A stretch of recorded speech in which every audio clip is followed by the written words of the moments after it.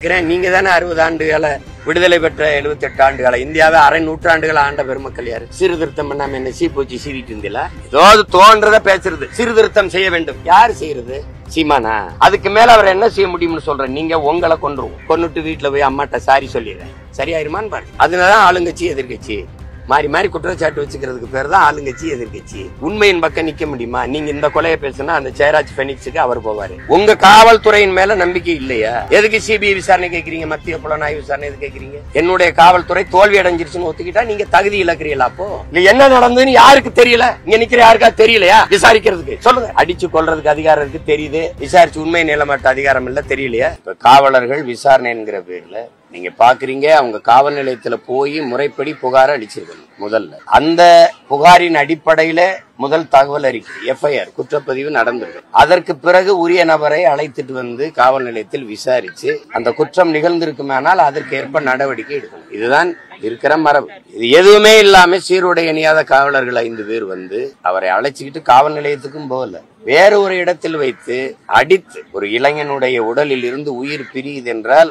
அடித்தே அந்த உடலில் இருந்து உயிரை பிரிக்க முடியும் என்றால் எவ்வளவு தூரம் அடித்து காயப்படுத்திருக்க முடியும்? அடிச்சு கொள்றது என்றால் சும்மா அடிச்சோன்னா உயிர் போகாது. 40 இடத்துல காயம், 42 இடத்துல காயம், அதெல்லாம் சொல்லிக்கிறோம். அப்ப எவ்வளவு தூரம் அடிச்சிருப்பார்கள்? ஒவ்வொரு நொடியும் வலியோடு அந்த உயிர் பிதுங்கி வெளியேறுகிற போது அவர் எவ்வளவு பெரிய மரண வலியை அது தாங்கி இருப்பாருன்னு நீங்க நினைச்சு பார்க்கணும். அவர் இறந்துட்டார் அப்படின்னு ஒரே வார்த்தையில முடிக்கிறது அல்ல.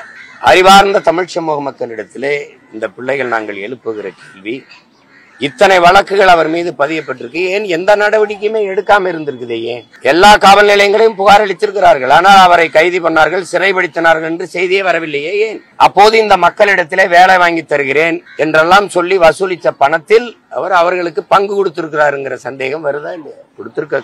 கொடுத்திருப்பாரா இல்லையா? யார் சீருடை இல்லாம கூட்டிட்டு போய் காவல் நிலையத்துக்கும் வராம வேற இடத்துல கோயிலுக்கு பின்னாடி கொண்டு வச்சு அடிச்சு கொள்ற அளவுக்கு நீ சிறுநீர் பிறப்புறுப்புல மிளகா பொடியை தூவி, தண்ணின்னு கேட்டா மிளகா பொடியை கரைச்சு ஊத்தி, இதெல்லாம் இந்த நூற்றாண்டுல மானுடம் பேசுறோம், மனிதநேயம் பேசுறோம், மனித உரிமையெல்லாம் பேசுறோம்.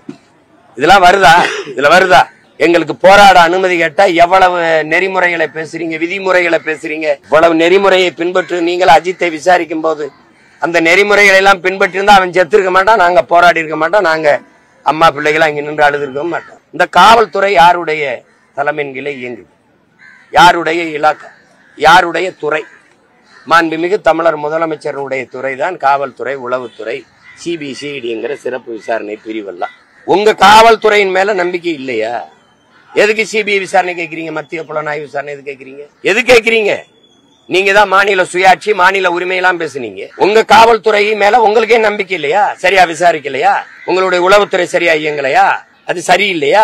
சிபிசிஐடி உங்க கீழே இருக்கிற அந்த காவல் படை பிரிவு சரியில்லையா? அப்ப நீங்க ஒத்துக்கிறீங்களா? என்னுடைய காவல்துறை தோல்வி அடைஞ்சிருச்சுன்னு ஒத்துக்கிட்டா நீங்க தகுதி இழக்கிறீங்களா? அப்போ அந்த துறையை நிர்வகிக்கிற தகுதியை இழக்கிறீங்களா? அப்ப பதவி விலகுவீங்களா? இது என்ன அர்த்தம்? அது குற்றம் வெளிப்படையா தெரியுது, குற்றம் எப்படி நிகழ்ந்ததுன்னு தெரியலனாதான் விசாரணை. 5 பேர் வந்திருக்கான், கூட்டிட்டு போய் அஜித்ங்கிற தம்பியை அடிச்சு கொண்டிருக்கான், குற்றம் தெரியுது. குற்றம் சாட்டு வந்து நகையை எடுத்துட்டாருங்கிறதா. நகையை நீங்க திருப்பி எடுக்க முடியல, ரிகவர் பண்ண முடியல அப்படின்னா எடுக்கல. அப்ப பொய்யான குற்றச்சாட்டுக்கு நீ அடிச்சு கொண்டிருக்க, குற்றம் வெளிப்படையா தெரியுது, நிகழ்ந்தது.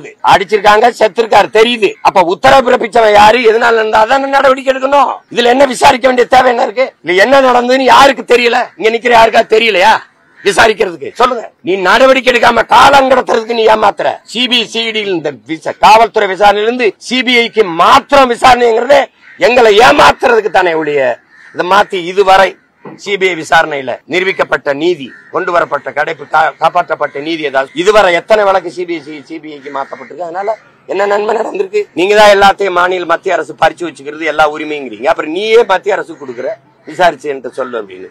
அப்ப உன்னுடைய காவல்துறை தகுதி இலக்குதா? சரியில்லையா? அடிச்சு கொள்றதுக்கு அதிகாரம் இருக்கு, தெரியுது. விசாரிச்சு உண்மை நிலமட்ட அதிகாரம் இல்ல, தெரியலையா? எப்படி இது? அதுவே ஏமாற்றுங்க. சிபிஐ விசாரணை எந்த சிபிஐ விசாரணையால இதுவரை நீங்க நடந்த ஒண்ணு சொல்லுங்க, ஒரு நியாயத்தை பெற்றுக் கொடுத்ததுன்னு சொல்லுங்க. என் மண்ணின் காவல்துறைக்கு இல்லாத அக்கறை மத்தியில் இருக்கிற ஒரு சிபிஐ அந்த காவல்துறை அந்த சிறப்பு புலனாய்வு பிரிவுக்கு இந்த குற்றத்துல இருக்கிற நியாயத்தை கண்டு வெளியில சொல்லணும்னு அவசியம் என்ன வருது? நீ கடத்தி விடத்தான் பயன்படும். இது தங்கச்சி ஸ்ரீமதி குற்றம் தெரிஞ்சிருச்சா இல்லையா? நாடியில இருந்து குதிச்சு செத்துட்டா. நாங்க பாலியல் தொல்லையினால தற்கொலை பண்ணிட்டான்னு சொல்றோம். நீங்க கொன்னு வீசிட்டாங்கன்னு சொல்றோம். நீங்க கொலைங்கிறீங்க. அவ செத்து எத்தனை நாள் ஆச்சு? என்ன விசாரிக்கிறீங்க? இது வரைக்கும் எல்லா வழக்கும் சிபிஐக்கு மாத்தினீங்கல்ல. எங்க நிரூபிக்கப்பட்டிருக்கு? எத்தனை காலத்துக்கு சிபிஐ விசாரிக்கும்? அப்ப உங்க காவல்துறை நேர்மையா விசாரிக்காதுங்கிறத நேர்மையற்ற காவல்துறைன்னு ஒத்துக்கிறதா? அப்ப நேர்மையற்ற காவல்துறையின் தலைவர் நேர்மையற்றவர் தானே? இப்போ காவல்துறையின் தலைவர் யாரு? இப்போ யாருடைய இலாக்கா? முதலமைச்சருடைய இலாக்கா. அப்ப என்னுடைய காவல்துறை நேர்மையா விசாரிக்காதுன்னு நீங்க நினைச்சீங்கன்னா அப்ப நீங்க உங்க காவல்துறை நேர்மையற்றது. இது யாரும் விசாரிக்க தேவையில்லை. முதலமைச்சருக்கு தெரியாத எங்கிருந்து உத்தரவு போயிருக்குன்னு. அடிக்க போனாங்கல்ல 5 பேரை கூப்பிட்டு விசாரிச்சா தெரியாத யாரா சொல்லி போனீங்கன்னு நான் கேட்கறதுக்கு பதில் சொல்லுங்க. அடிக்க போனாங்கல்ல காவலர்கள், வேற என்ன செய்யறாரு? வேற என்ன செய்யறாரு? நீங்க எல்லாம் சாரின்னு கேட்டாருன்றீங்க. சாரி கேட்டார்ல அதுல அப்படின்னு நிறைவடைகிற நீங்க உங்களை நான் கொன்னுறேன், கொன்னுட்டு உங்க அம்மாட்ட போய் சாரின்னு கேட்டா சரியா இருக்குமான்னு கேக்குது. சாரி சொல்லிட்டார்ல வேற என்ன செய்ய முடியும்னா இதுலயே நீங்க நிறைவடைகிறீங்க. அதுக்கு மேல அவர் என்ன செய்ய முடியும்னு சொல்றேன். நீங்க உங்களை கொன்றுவோம், கொன்னுட்டு வீட்டுல போய் அம்மாட்ட சாரி சொல்லிடுறேன், சரியாயிருமான்னு பாருங்க. இதெல்லாம் ஒரு நாடு கையால் ஆகாததுன்னா வேற ஆள்கிட்ட கொடுக்குறோம். சாதி வாரி கணக்கெடுப்புனா மத்திய அரசு எடுக்கணும், இதுன்னா எடுக்கணும். இங்க வந்தா மாநில உரிமை, மாநில தன்னாட்சி, இதெல்லாம் மாநில உரிமையில வருதா? சிபிஐ விசாரணைலாம் இவ்வளவு பெரிய காவல்துறை. ஏன் காவல்துறையை நான் கவலைப்படுத்துறேன். எப்படியா அடிச்சு கொல்ல தெரிகிற காவல்துறை, அவ்வளவு வலிமையான காவல்துறை விசாரிச்சு நீதியை நிலைநடத்தியதா? இது என்ன இன்னும் இந்த மக்களை ஒரு பைத்தியக்கார பயிலுக கூட்டம் தான் நினைச்சிட்டு நீங்க அலைகிறீங்கன்னா? ஆமா, இத்தனை அடியில கொல்லக்கூடாது, 40 அடியெல்லாம் ரொம்ப அதிகம். ஒரே அடியில கொள்ற மாதிரி பயிற்சி அளிக்காத காவல்துறை, பயிற்சி அளிக்காம காவல்துறை பணிக்கு ஏன் எடுத்த? மனிதாபிமானத்துக்கு என்ன பயிற்சி கொடுப்பிய? மனிதாபிமானத்துக்கு என்ன பயிற்சி? ஒரு அடிப்படை தகுதிங்க ஹியூமன் பீயிங்கிறது. ஒவ்வொரு மனிதனுக்கு இருக்கிற அடிப்படை தகுதி மனிதாபிமானங்கிறது. அதுக்கு பயிற்சி கொடுத்து எப்படி பண்ணுவீங்க?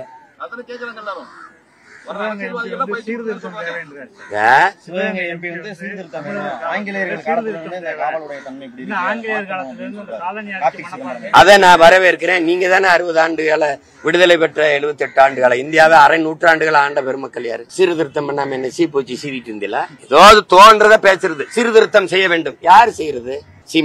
சீமானா அதிகாரத்தில் இருந்தது யாரு? நான் சொல்லணும் அது சரி பண்ணுங்க அப்படின்னு. சரி செய்யக்கூடிய இடத்துல இருக்கிறோம், சரி பண்ணுங்க அப்படின்னா அப்படி சீர்திருத்தம் செய்யணும்னு சொல்ற நீங்க சீர்திருத்தம் செஞ்சிருக்கணும்.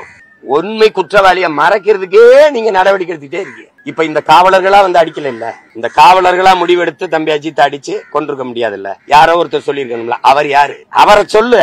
ஓ இவர் தானே அதுன்னு சொல்லு. நீ அவரை உயர்ந்த பதவியில அந்த அதிகாரியை உட்கார வச்சுக்கிட்டு இவனை உடுத்துக்கு உள்ள போட்டு எங்களை ஏமாத்திக்கிட்டு இது எல்லா குற்றத்திலும் நடக்குதா இல்லையா? தூத்துக்குடியில இருந்து எல்லா சம்பவத்திலும் இருக்குதா இல்லையா? சொல்லுங்க. அதனாலதான் ஆளுங்கட்சி எதிர்கட்சி மாறி மாறி குற்றச்சாட்டு வச்சுக்கிறதுக்கு பேர் தான் ஆளுங்கட்சி எதிர்கட்சி. உண்மையின் பக்கம் நிக்க முடியுமா? நீங்க இந்த கொலையை பேசுனா அந்த ஜெயராஜ் பெனிக்ஸுக்கு அவர் போவாரு, உங்களுக்கு விளங்குதுன்னு நினைக்கிறேன். நீங்க இதை பேசுனா தூத்துக்குடி துப்பாக்கி சூடுக்கு போவாங்க. நீங்க அண்ணா பல்கலைக்கழக பாலியல் வன்கொடுமைன்னா அவங்க பொள்ளாச்சிக்கு போவாங்க. 2 ஆட்சியும் கேடுகட்ட ஆட்சிங்கனால ஒருத்தர் மாறி மாறி இப்படி பேசிக்கிட்டு அப்படி போவாங்க.